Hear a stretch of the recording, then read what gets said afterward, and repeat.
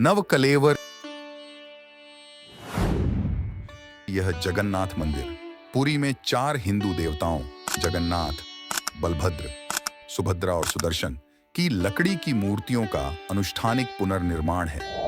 यह अनुष्ठान पिछले नवकलेवर के 8वें, 12वें या 19वें वर्ष के दौरान किया जाता है।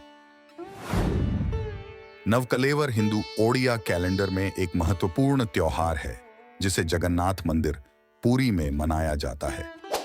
इसे पहली बार 1575 ईस्वी में यदुवंशी भोई राजा रामचंद्र देव ने आयोजित किया था। यह पुरी में जगन्नाथ के प्रतीकात्मक निधन और पुनर्जन्म का प्रतीक है।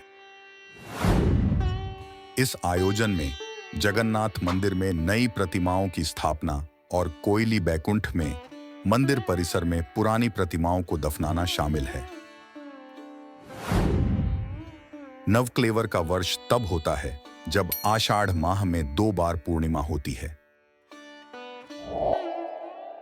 हिंदू कैलेंडर में हर 3 साल में चंद्र और सौर वर्षों के बीच संतुलन बनाए रखने के लिए एक चंद्र महीने को गणना से बाहर रखा जाता है। इस अवधि को अधिक मास या मलमास कहा जाता है।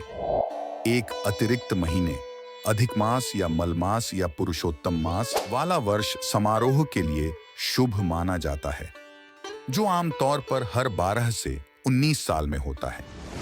तीनों देवता उस वर्ष नवकलेवर की प्रक्रिया से गुजरते हैं जिसमें अधिक मास पड़ता है। देवताओं को एक विशेष प्रकार की नीम की लकड़ी से उकेरा जाता है जिसे दारू ब्रह्मा के रूप में जाना जाता है। समारोह की तैयारियां चैत्र के महीने में शुरू होती हैं। सबसे हालिया समारोह 1996 के समारोह के 19 साल बाद 2015 में हुआ था। जीर्ण बेरा परित्याग का अर्थ है पुराने देवता को छोड़ना और नए का अभिषेक करना।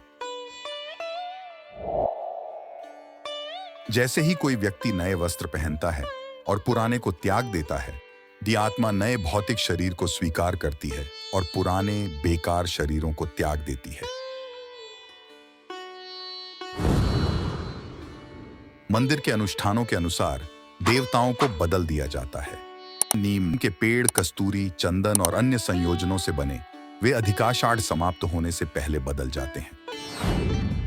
भारत के अन्य हिस्सों में विष्णु पूजा के लिए अपनाए जाने वाले आगम शास्त्र जैसे वैखानस भी एक विशिष्ट ज्योतिषीय संयोजन के तहत लकड़ी के देवताओं के परिवर्तन का निर्देश देते हैं।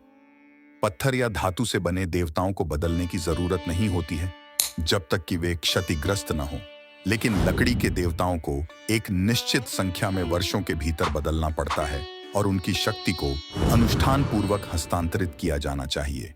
नवकलेबर पुरी मंदिर और ओडिशा के भगवानों के एक नए निकाय में परिवर्तन के बारे में है। जगन्नाथ, बलभद्र, सुभद्रा और सुदर्शन की नई लकड़ी की मूर्तियों का उत्सव के रूप में मंदिर में स्वागत किया जाता है। पुरानी मूर्तियों को सदियों पुराने ओडिया शास्त्रों के अनुसार कोयली बैकुंठ में अनुष्ठान पूर्वक दफनाया जाता है। देवताओं की मूर्ति बनाने के लिए साधारण नियम के पेड़ का इस्तेमाल नहीं किया जा सकता। पेड़ की पहचान के लिए परिस्थितियों और संकेतों को ध्यान में रखा जाता है। सुदर्शन के दारू में 3 शाखाएं होनी चाहिए। नियम के पेड़ की त्वचा, छाल लाल होनी चाहिए। पेड़ के बीच में एक छोटा गड्ढा वाला चक्र, पहिया होना चाहिए। बलभद्र के दारू में 7 शाखाएं होनी चाहिए। पेड़ की छाल हल्के भूरे या सफेद रंग की होनी चाहिए। इस पर हल और मूसल का चिन्ह होना चाहिए।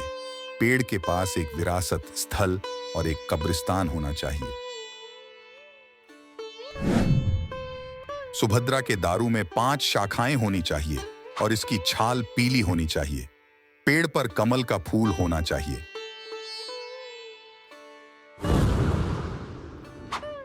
जगन्नाथ के दारू में 4 मुख्य शाखाएं होनी चाहिए और इसकी छाल गहरे रंग की होनी चाहिए। पेड़ पर एक शंख और एक चक्र होना चाहिए। पेड़ के पास एक शमशान भूमि और एक चींटी का टीला होना चाहिए और इसकी जड़ों में एक सांप का बिल होना चाहिए। पेड़ एक नदी तालाब, तिराहे या 3 पहाड़ों के पास होना चाहिए। पेड़ पर पक्षियों के घोंसले नहीं होने चाहिए और पेड़ पर कोई पक्षी नहीं बैठना चाहिए। पेड़ के चारों ओर अन्य पेड़ होने चाहिए तथा आसपास शिव मंदिर होना चाहिए। पेड़ पर परजीवी पौधे और लताएं नहीं होनी चाहिए। खोज समूह घोषणा करता है कि लकड़ियां क्रम से कहां स्थित हैं। अंतिम जगन्नाथ का पेड़ है। ओडिशा सरकार द्वारा सुरक्षा की व्यवस्था की जाती है। पेड़ों को अनुष्ठान पूर्वक काट दिया जाता है और लकड़ियों को छोटी गाड़ियों में पुरी के मंदिर में ले जाया जाता है, जहां उन्हें देवताओं के रूप में उकेरा जाता है।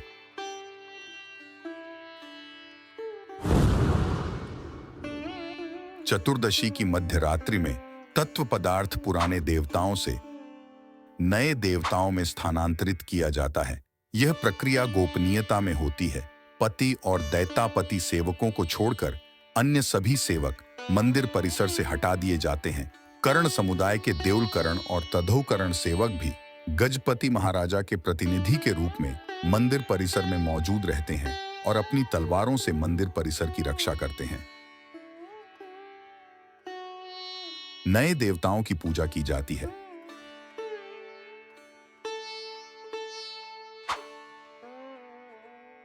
नव कलेवर से अनुष्ठान और पौराणिक कथाएं जुड़ी हुई हैं।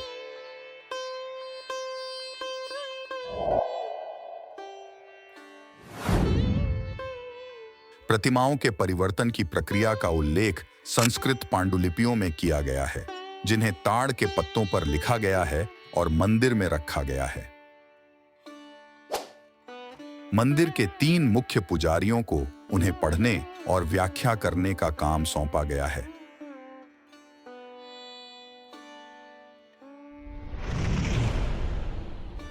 जगन्नाथ की प्रतिमाएं लकड़ी से बनी होनी चाहिए। चूंकि भगवान काले हैं, इसलिए जिस पेड़ से उनकी प्रतिमा बनाई जाती है वह भी गहरे रंग का होना चाहिए। उनके भाई और बहन की प्रतिमाओं के लिए इस्तेमाल किए जाने वाले पेड़ों का रंग हल्का होना चाहिए, क्योंकि उनके भाई बहन गोरे रंग के हैं। जगन्नाथ के पेड़ में 4 मुख्य शाखाएं होनी चाहिए, जो नारायण की 4 भुजाओं का प्रतीक हैं। कोई भी शाखा टूटी या कटी हुई नहीं होनी चाहिए।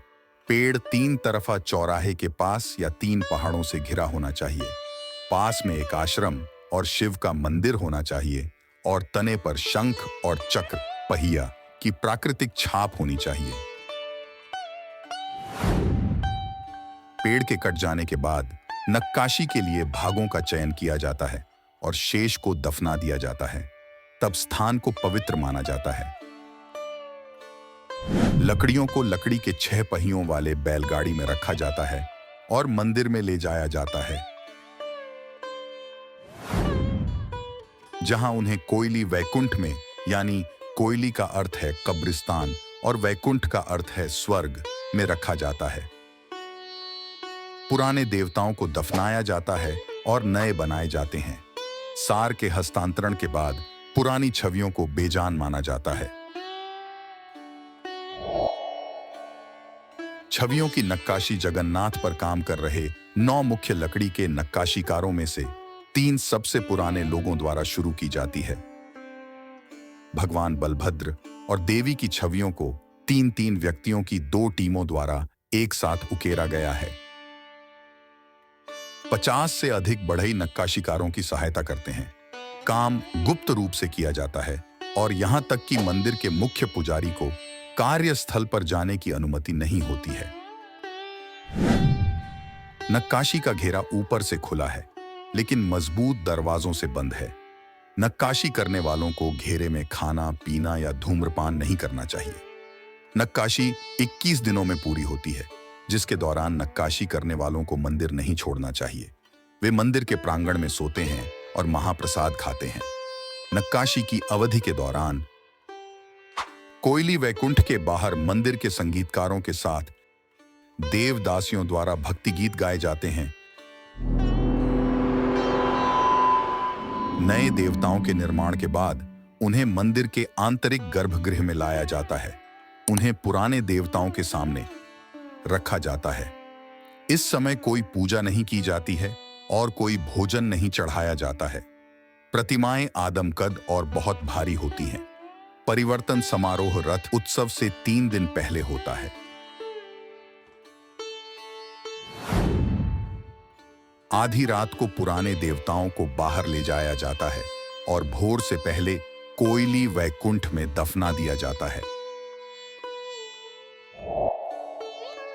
हालांकि अन्य देवताओं की अलग अलग कब्रें हैं, लेकिन पिछले जगन्नाथ देवताओं को एक दूसरे के ऊपर दफनाया गया है। दूसरे दिन की सुबह नए देवताओं को वेदी पर बैठाया जाता है। मंदिर की दैनिक दिनचर्या लगभग 58 दिनों खोज और नक्काशी अवधि के बाद फिर से शुरू होती है।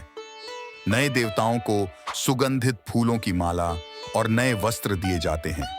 भोजन चढ़ाया जाता है और पूजा की जाती है। भक्त फिर से मंदिर में प्रवेश कर सकते हैं। तीसरे दिन नए देवता रथ उत्सव के लिए मंदिर से निकलते हैं। For more videos, please like, share and subscribe to Spiritual Katha channel.